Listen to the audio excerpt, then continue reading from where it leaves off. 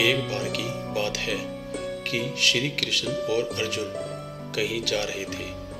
रास्ते में अर्जुन ने श्री कृष्ण से पूछा कि प्रभु, एक जिज्ञासा है मेरे मन में, अगर आज्ञा हो तो पूछूं।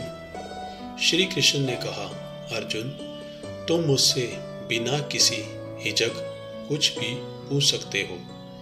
तब अर्जुन ने कहा कि मुझे आज तक यह बात समझ नहीं आई कि दान तो मैं भी बहुत करता हूँ, परंतु सभी लोग कर्ण को ही सबसे बड़ा दानी क्यों कहते हैं। यह प्रश्न सुनकर श्री कृष्ण जी मुस्कुराए और बोले कि आज मैं तुम्हारी यह जिज्ञासा अवश्य शांत करूंगा। श्री कृष्ण ने पास में ही स्थित 2 पहाड़ियों को सोने का बना दिया। इसके बाद वह अर्जुन से बोले कि हे अर्जुन, इन दोनों सोने की पहाड़ियों को तुम आसपास के गांव वालों में बांट दो। अर्जुन प्रभु से आज्ञा लेकर तुरंत ही यह काम करने के लिए चल दिया। उसने सभी गांव वालों को बुलाया। उसने कहा कि वह लोग पंक्ति बनाकर खड़े हो जाएं। अब मैं आपको सोना बांटूंगा, और सोना बांटना शुरू कर दिया। गांव वालों ने अर्जुन की खूब जय जयकार करनी शुरू कर दी। अर्जुन सोना की पहाड़ी को तोड़ते गए और गांव वालों को देते गए। लगातार 2 दिन और 2 रातों तक अर्जुन सोना बांटते रहे। उनमें अब तक अहंकार आ चुका था। गांव के लोग वापस आकर दोबारा से लाइन में लगने लगे थे। इतने समय पश्चात अर्जुन काफी थक चुके थे। जिस सोने की पहाड़ियों से अर्जुन सोना तोड़ रहे थे, उन दोनों पहाड़ियों के आकार में जरा भी कमी नहीं आई थी। उन्होंने श्री कृष्ण से कहा कि अब मुझसे यह काम और न हो सकेगा, मुझे थोड़ा विश्राम चाहिए। प्रभु ने कहा कि ठीक है, तुम अब विश्राम करो। उन्होंने कर्ण को बुला लिया। उन्होंने कर्ण से कहा कि इन दोनों पहाड़ियों का सोना इन गांव वालों में बांट दो।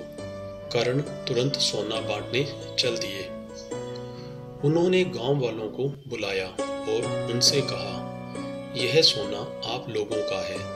जिसको जितना सोना चाहिए वह यहाँ से ले जाए। ऐसा कहकर कर्ण वहां से चले गए। यह देखकर अर्जुन ने कहा कि ऐसा करने का विचार मेरे मन में क्यों नहीं आया। श्री कृष्ण ने अर्जुन को शिक्षाप्रद भाव से जवाब दिया कि तुम्हें सोने से मोह हो गया था। तुम खुद यह निर्णय कर रहे थे कि किस गांव वालों को कितनी जरूरत है। उतना ही सोना तुम पहाड़ी में से खोद कर उन्हें दे रहे थे। तुम में दाता होने का भाव आ गया था। दूसरी तरफ कर्ण ने ऐसा नहीं किया। वह सारा सोना गांव वालों को देकर वहां से चले गए। वह नहीं चाहते थे कि उनके सामने कोई भी उनकी जय जयकार या प्रशंसा करे। उनके पीठ पीछे भी लोग क्या कहते हैं, उससे उनको कोई फर्क नहीं पड़ता। यह उस आदमी की निशानी है जिसे आत्मज्ञान हासिल हो चुका हो। इस तरह श्री कृष्ण ने खूबसूरत तरीके से अर्जुन के प्रश्न का उत्तर दिया। अर्जुन को भी अब अपने प्रश्न का उत्तर मिल चुका था। दान देने के बदले में धन्यवाद या बधाई की उम्मीद करना ही उपहार नहीं, सौदा कहलाता है।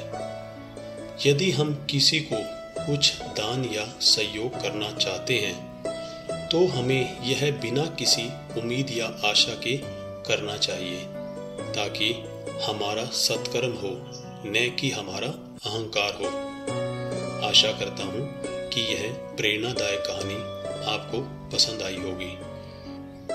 इस वीडियो को सब्सक्राइब, लाइक और शेयर करें। वीडियो को अंत तक देखने के लिए धन्यवाद।